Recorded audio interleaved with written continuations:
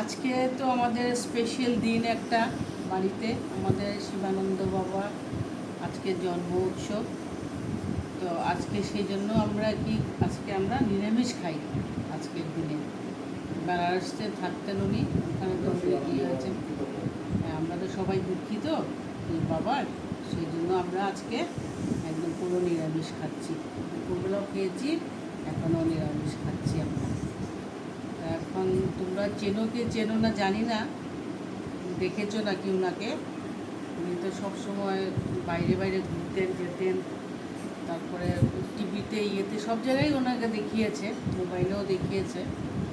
আমরা আশা করি তো 130 ইয়ার্স, এবার ওনার 130 বছর ইয়ে জন্ম উৎসব পালন হচ্ছে বেনারসেতে হচ্ছে। ওখানে প্রচুর লোক গেছে, ওখানে 6 তারিখ থেকে ওনার ইয়ে আরম্ভ হয়েছে, 8 তারিখ পর্যন্ত চলবে ওনার ফাংশনটা।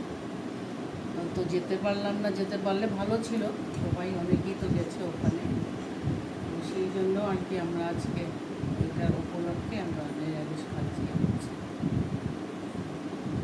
ঠিক আছে, নিরামিষ দেখো কী রান্না করেছি।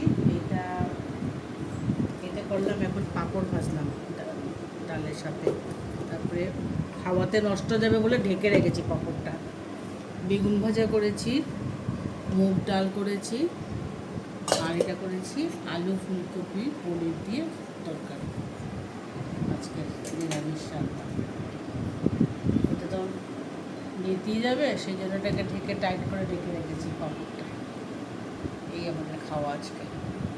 সেই জন্য তোমাদেরকে সবাইকে গুড নাইট দিলাম। তোমরা ভালো থাকবে সবাই, আর পারলে আমার চ্যানেলটা ভালো লাগলে, আমাকে ভালো লাগলে তোমরা একটু চ্যানেলটা আমার সাবস্ক্রাইব করে দেবে।